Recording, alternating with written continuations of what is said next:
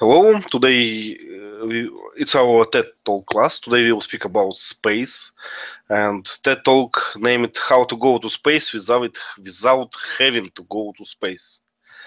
And and what is this talk about? Vasans, can you summarize it? Okay, in this talk, the speaker is a NASA scientist, and I forgot the exact definition, the designation of his work. And he worked for exploring the space and building some new architecture or machines, I think. And they did some research for what if we inhabited other planets, or if we go to the space. So what are the things that we would uh, struggle with? So they had come up with some plan, and they mostly targeted three things, like ecology and people, technology. So they focused on three things, and did some research on it. um, yeah he shared his uh, experiences as some of the experiments, like they isolated themselves and to check their experiments, the devices. Yeah, that's it, I think. I see. I see. So, in other words, he spoke about a few experiments, right? Right. When you go to other spaces, you have to live some time in the closed environment with the same crew, with the same team, in the same room, probably, or few rooms, and they decided to to make an experiment how it will be on the Earth without going out. And I found it's interesting because put me in a small room with the same team, and it will be ended as a crime, probably. So they have to solve a lot of questions with, I don't know word for that, with how to name this ability for people to work together. Some, what is it? to cope together. Lee, you are muted. Lee is muted. Mhm. To coexist is usually how we say it. Yes. To live or exist together in the same place. Mhm. Coexist. And when I watched this TED talk, I remember it's an old book from Og Henry about two men who had to live in one house for a long time because of some catastrophe or something like this, and they almost killed each other, and only two books saved them. They read, they shared it, and read those books. So I understand the problem. Well, if you how long it will take to reach Mars? I don't know. Maybe months, maybe years.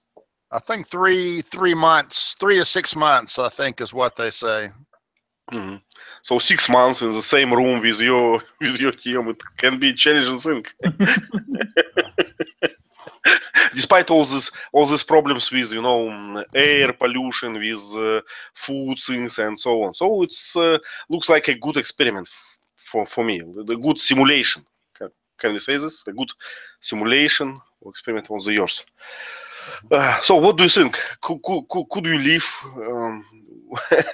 Would you able to live in such environment, Gerard?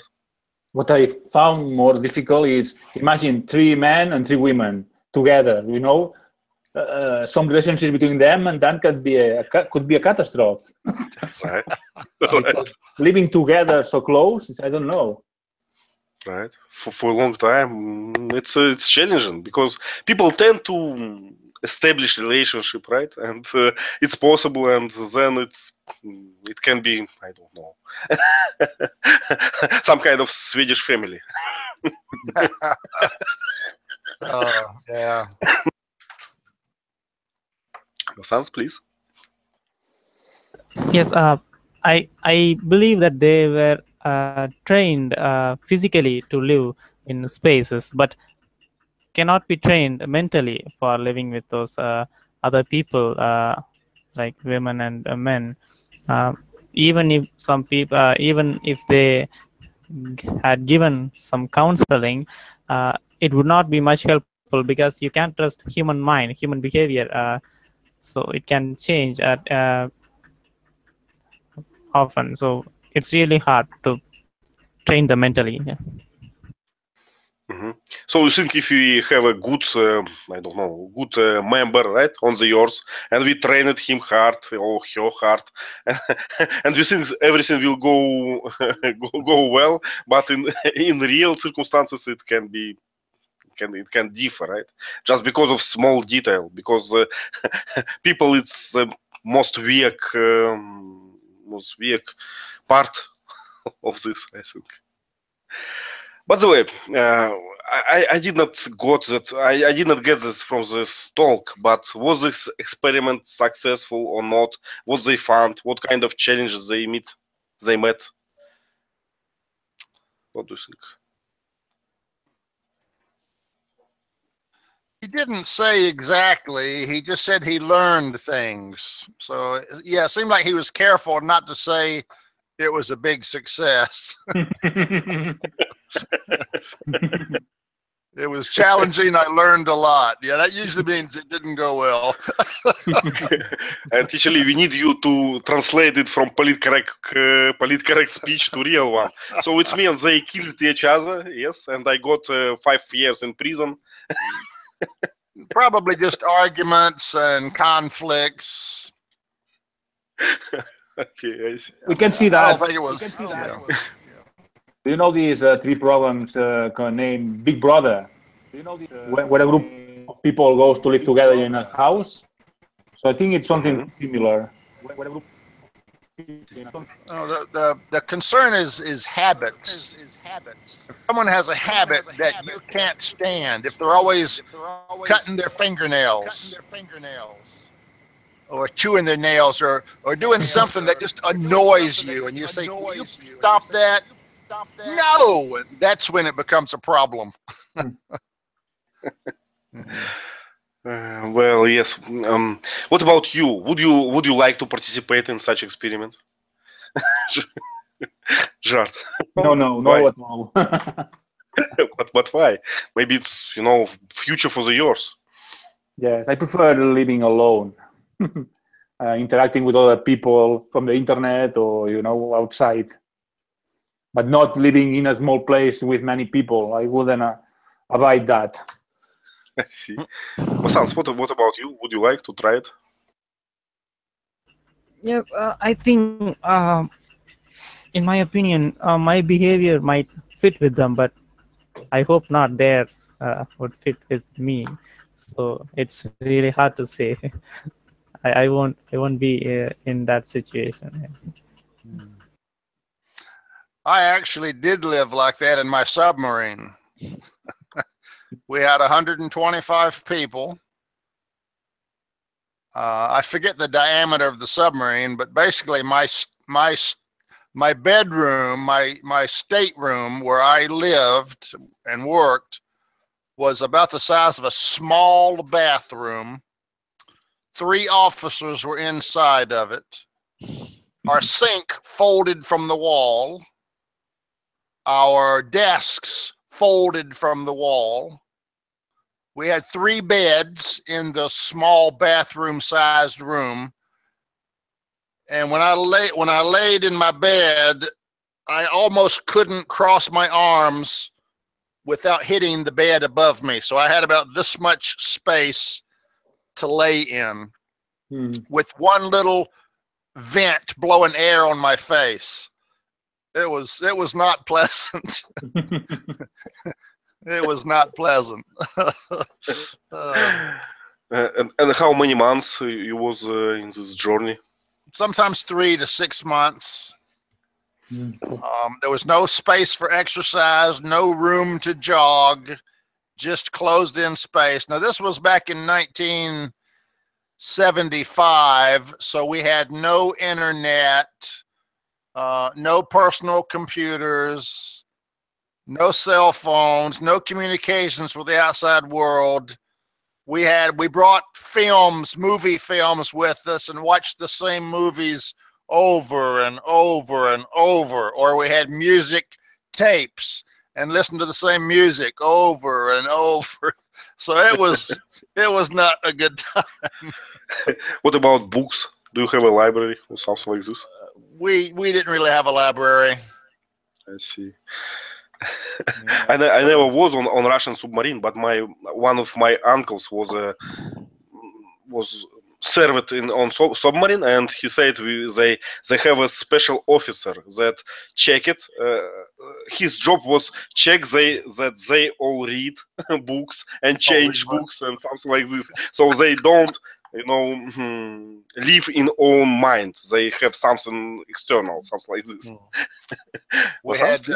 We had no dentist, no doctor, basically one kind of a paramedic. We had one paramedic, that was it. So if there's any medical problem, we'd have to have a helicopter fly out and evacuate him. So yeah, very minimal, no ship's store, no nothing. So you are ready to Mars, right? I'm ready. Vasant, please. Teacher Lee, could you describe how the submarine's motion was that comfortable for reading books, or underwater, stable as a rock, just like you're in your house. Mm-hmm. No current underwater, so very stable, no motion at all. A ship on the surface rocks, but underwater you're surrounded by water, so you're just as steady as a rock. So no sense of motion at all. Mm-hmm. Yeah. Okay, nice. Let's see our questions. Number one. What was your opinion about space 20 years ago and what is now? What do you mean, Vasant? Can you describe more this question? Yes, because when I was 20 years ago, I was a child and I had no idea about space explorations. All we had is some movies, some Hollywood movies, which focused on aliens and something. So we were introduced to space exploration at that time. But now I have so many interpretations about like believing in aliens or believing not aliens. Then how it connected to the religious terms. So we have so much of knowledge right now. So that's what I wanted to ask. How was your experience 20 years ago, and how you were introduced to the space exploration, and what is your thought right now? Mm-hmm. Okay, so let me start. I almost never think about the outer space. It doesn't exist for me. So I like I like to see movies about aliens or something like this. But in my real life and in my real source, I don't believe in that, and it just it's the same like some dwarfs or some fantasy for me. So like it else. Gerard, what about you? From my childhood, so almost 40 years ago, I would have thought that we will be like in Mars already at this time. At this time, I think most people had those thoughts that we would try more in space exploration. So you think it's done? It's pretty real. Just we have to wait some time, right? Yeah, so space travel is slow. It will take many centuries to go to the stars. I see. And I read on the internet that Elon Musk, this guy famous for some space exploration programs and rocket programs, announced something new on this week, right? Lynn, probably you know. Yes, I do. I watched his talk this week. He revealed about his plans to Mars. He wants to build a human colony on Mars. He wants to build a city, basically.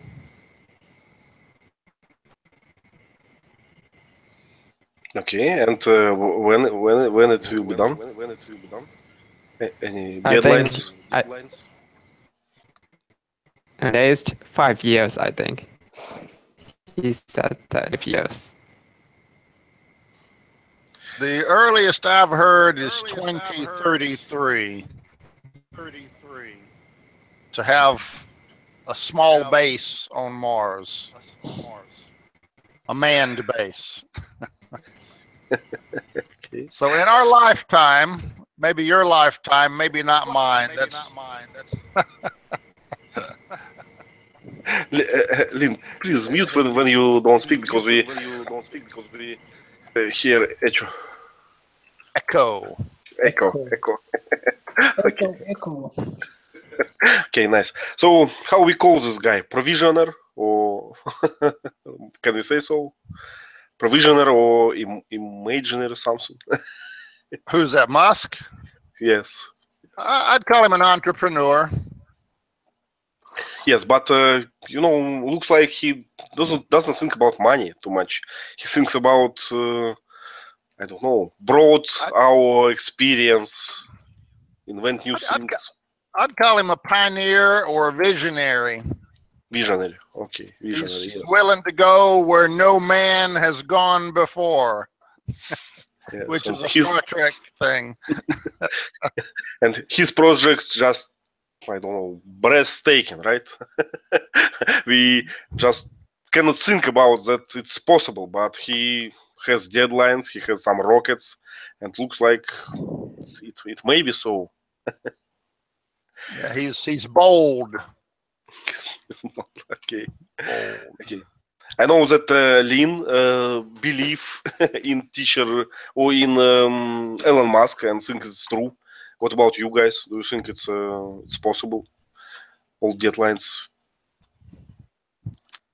He's got a lot of engineers working for him. That's the opinion of experts. If you believe the opinions of experts. Well, I don't know. Can we believe the experts? Because there are almost in any case, we have two parts or many parts of experts that have different opinions. Lynn, you wanted to say something? Yeah, Elon Musk had the history of optimistic deadlines. He was very optimistic about his deadlines. He delivered his Tesla cars, I think, 3 years late from his promise. So he's a very optimistic guy, I guess. Okay. So, well, I can share you, Mark. How I cannot name it well. In Russia we think about space a lot. We like our Roscosmos program. It's investigation of space. We have a lot of shows about that. We have some books. It's a hot topic in universities, so we speak about that a lot. And many experts in Russia are very pessimistic about Elon Musk. They say something like he is doing a good thing, but we don't know is it possible in terms of money. It's mean if you forget about money at all, looks like he can reach the result, but it's not what we used to do. We use for what we spent our money and what we get back, something like this. But in the same time, we have a few experts that promised that Elon Musk will not reach some success, but he did, and now we have a funny posters about that. Posters like that. Elon Musk never do that. Elon Musk never do that, and second grade it's he already did that, this and that. And at least it's they write more on this list.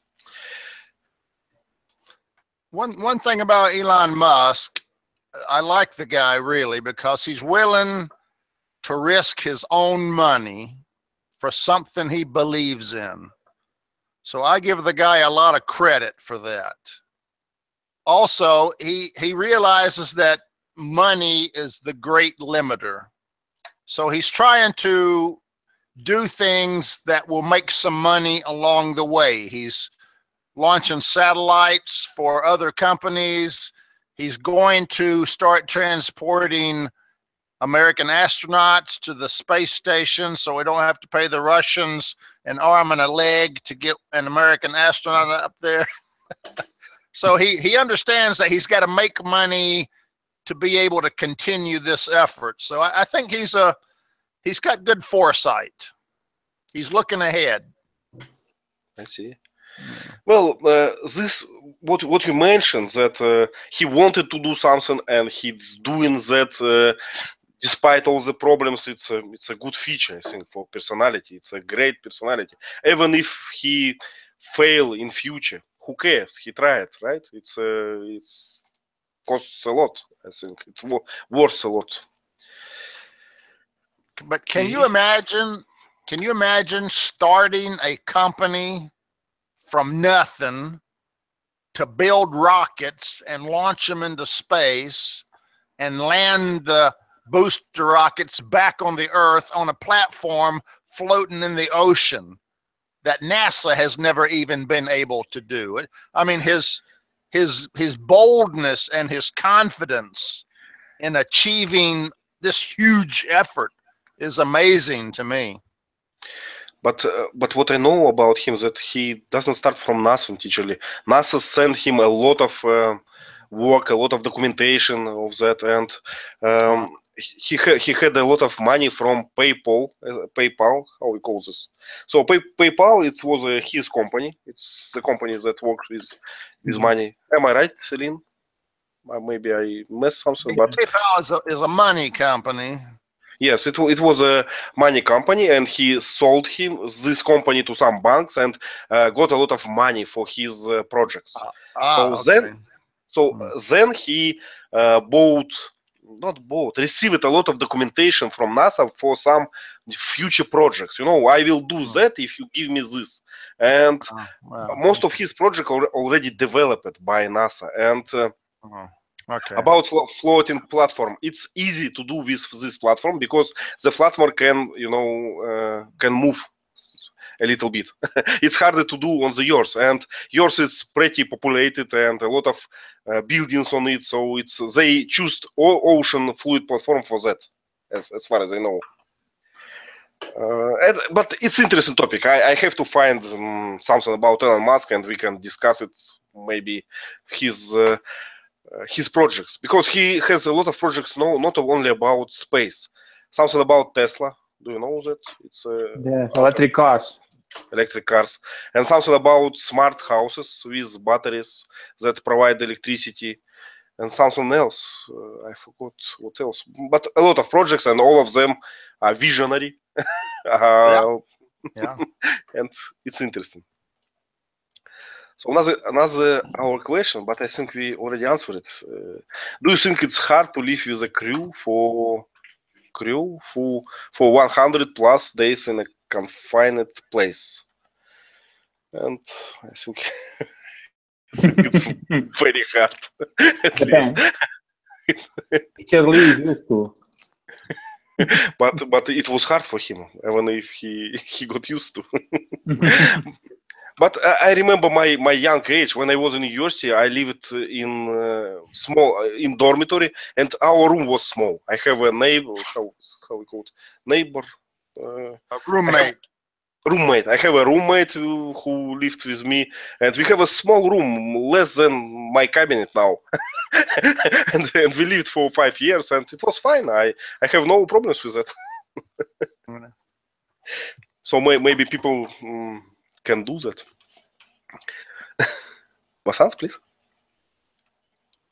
Yes, and when I was studying in my college days, and we rented a room, and 4 people were staying in that room. So all of them are my friends, and we had some hard times too. Even though we are friends and we had same ideology, but in many times we quarreled each other. And actually, they were lucky that they had me with them, and I was a peace seeker. Then I had to console them every time. I had to like wave the white flag every time any conflict happens. Then yes, even if it's even between friends, it's hard to live it for a certain period. Understand. And I just think about another opportunity. So for this experiment, this guy from TED Talk should just choose people from India, right, or Vietnam, that used to live in the small places. Please, teach me. My son, when he went to college, was in an apartment with 3 students and him. So 4 people lived in a college apartment. And they had problems because they all played computer games on their computers.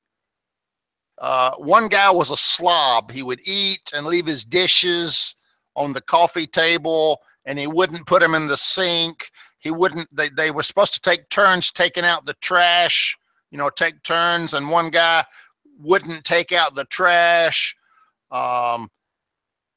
They didn't make a cooking arrangement, so they all ate individually. So my son bought a little refrigerator, a small one, and brought food from home, so he always had good food. The other 3 guys were eating instant noodles every day. So they had a lot of conflicts and one guy would stay up late playing computer and make noise while other people were trying to sleep. That kind of inconsideration can cause problems. Have you had such an experience, Gerard? No. No. Well, in my childhood, I live in this college. How do you call this college where you sleep in? A college where you sleep all the week, with several months. I guess a boarding school. Boarding school, yes. Boarding school, when we slept in a big room. I was used to. It wasn't difficult to get used to that. But at least that we have a bigger space, and we could go out. We lived in the top of the mountain in Barcelona, a very big mountain, and there was a lot of forest around. So during the weekend, we could go to the forest, and I had a good time. It was a religious school, but we had a lot of freedom, so it was pretty good. Good. And teacher Lee mentioned some nuisances of some problems, like technical problems, like preparing food, making laundry, and so on. But I think for astronauts, it's not a problem. You have everything provided. You have food, I don't know, prepared, or how we call it, preserved in some way. Yeah. And you have some machines for your suit space. I don't know how it will be. So it's a good segue for our next questions. What would be the most challenging thing in your opinion? Ecology, people, technology? And I get it, like in this journey, in this in this prison.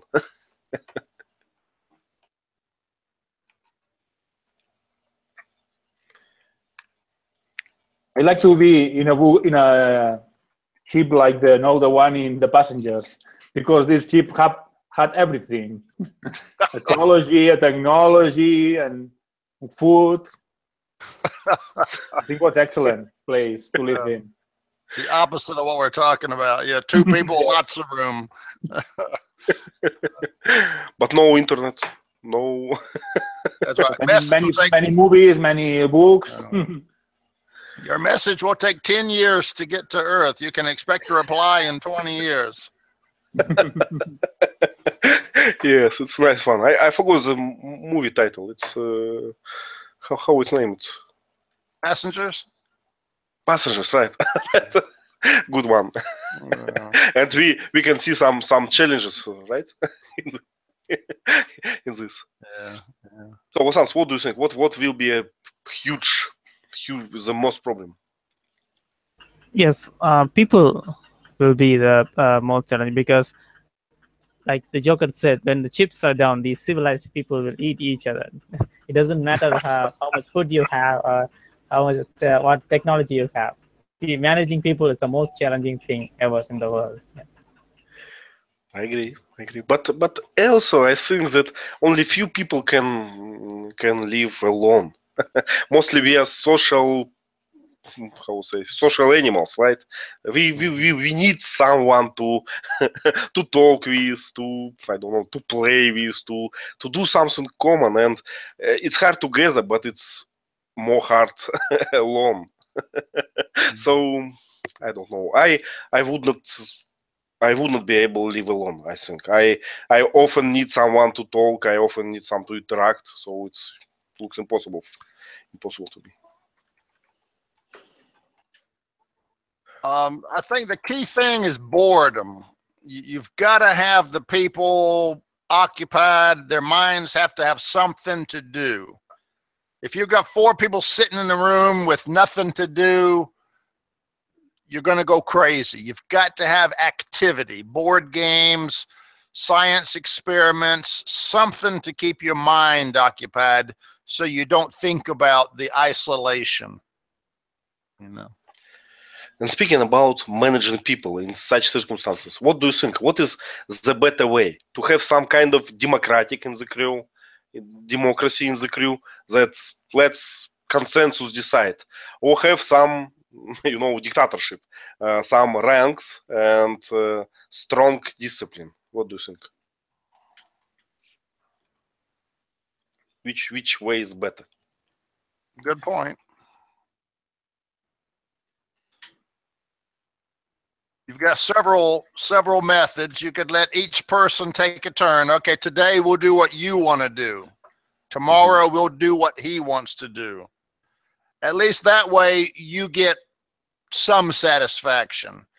If you do a consensus and one guy is left out or disagrees, he's got to accept it. And if he doesn't, he's going to be angry. So that's an interesting question. How would you govern a small group? You know about the book Lord of the Flies? No.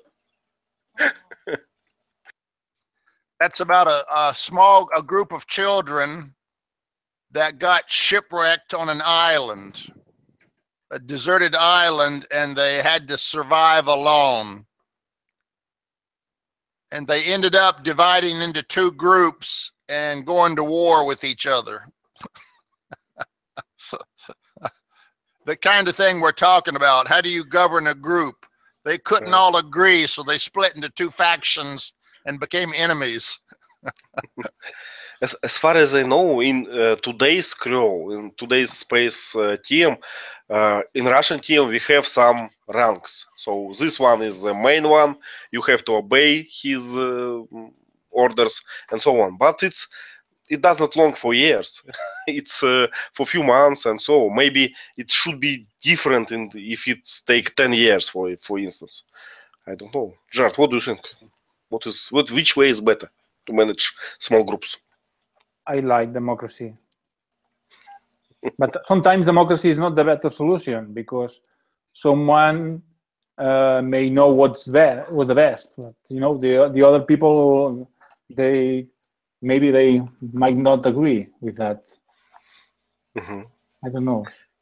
And because they have to solve different questions, complicated questions, right? They do something, some complicated task. It's hard to play democracy each time when you have to solve the problem. That's the real reason why military have ranks, I think. Because you cannot say, okay, now we have a problem. Let's sit here and decide what we are going to do. Vasant, please. In my college days, one of my professors asked a question about during his lecture. We got diverted, and he asked the question, which one is better, democracy or autocracy?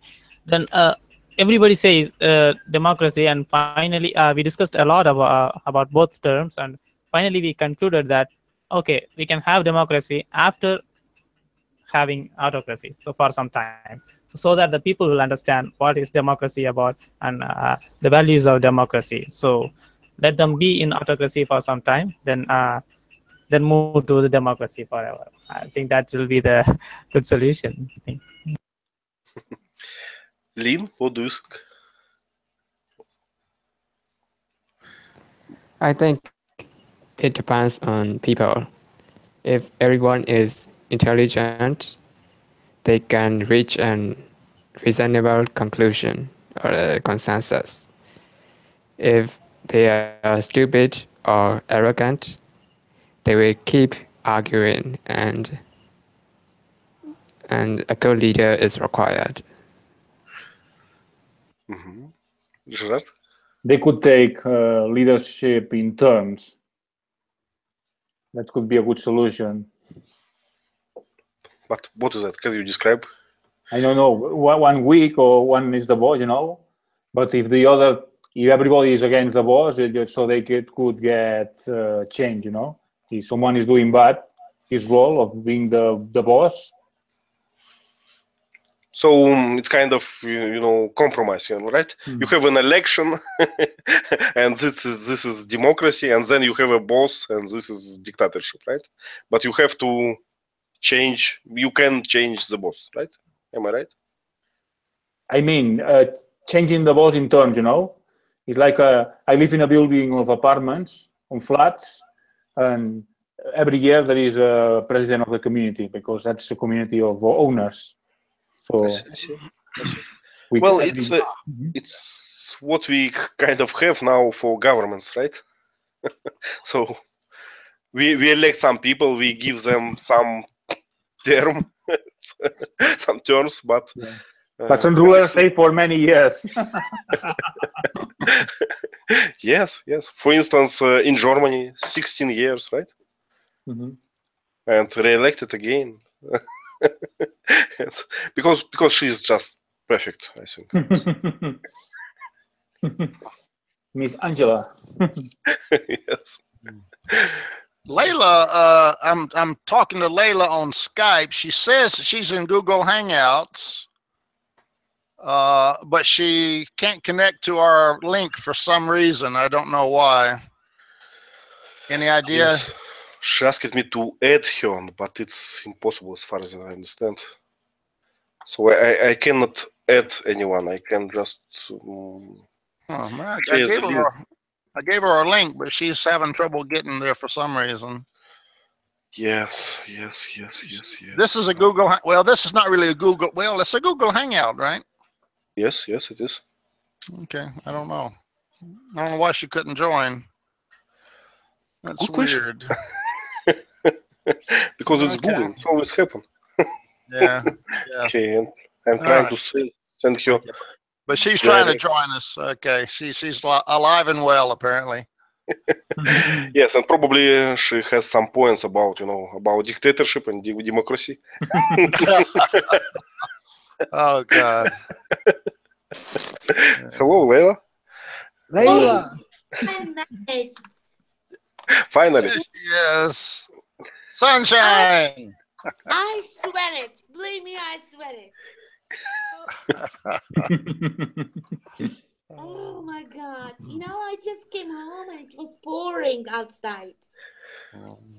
Oh, thanks, Lee. Thanks, Ivan. Thanks, Gerard. And else.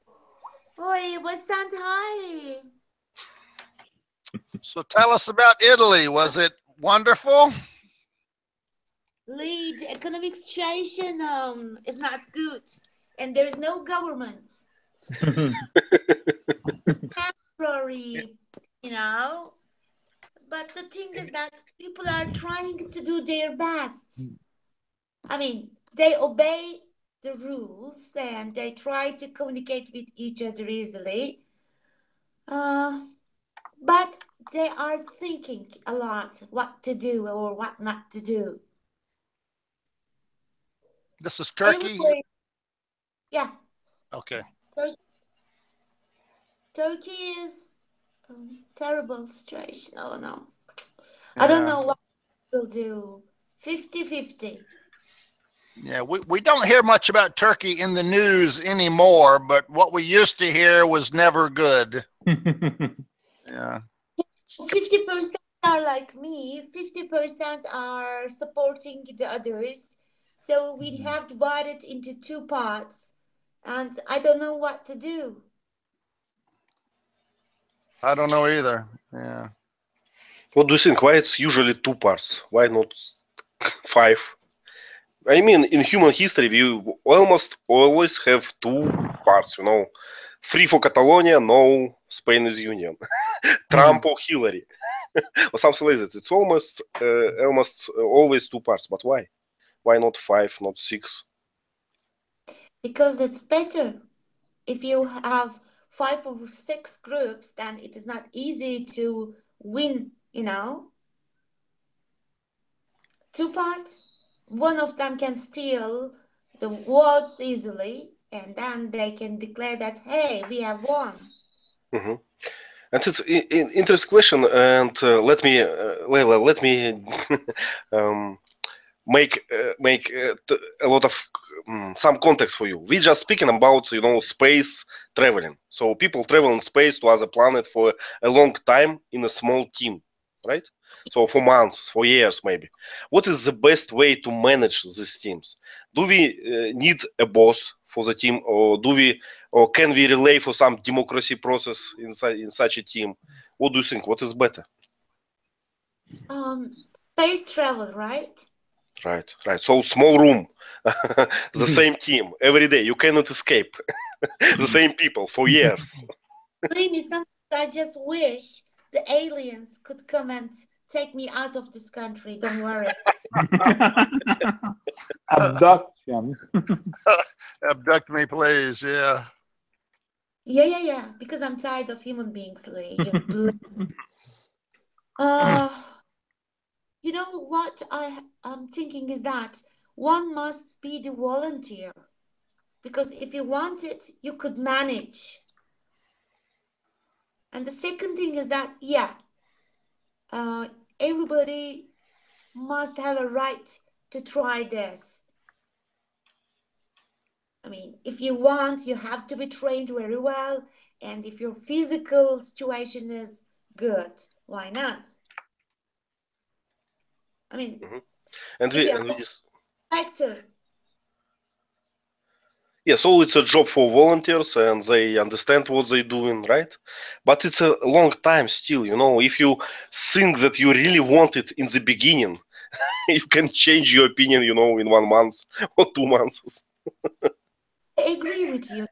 Frightening though, you know. But I just remember Martin Luther King saying, you know, take the risk. Don't look at the, just stairs. Just take the first step.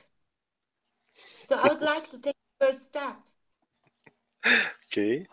And we just discussed our own experience about living in small groups in small teams with, you know, isolated environment. And teacher Lee says that he loves these years in submarine. What about you? Do you think it's possible for you to live with the same people in small room for years, for a long time? Could be difficult, but as a team, and if Dayan also will join us, this group will be ideal. Okay, so you need someone to talk with, right?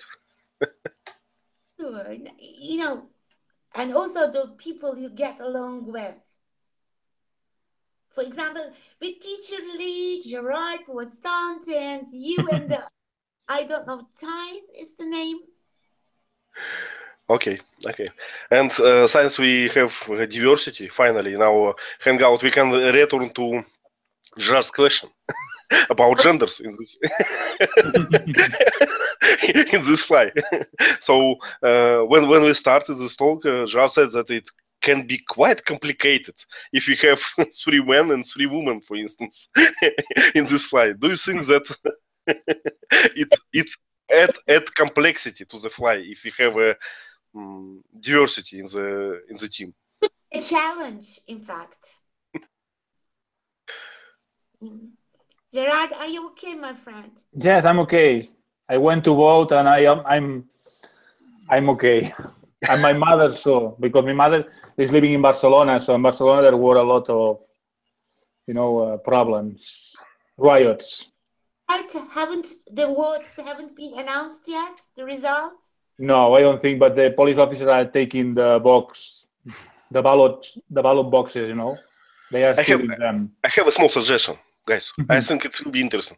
Let's stop this broadcasting and continue that meeting. Let's forget about TED Talk, right? because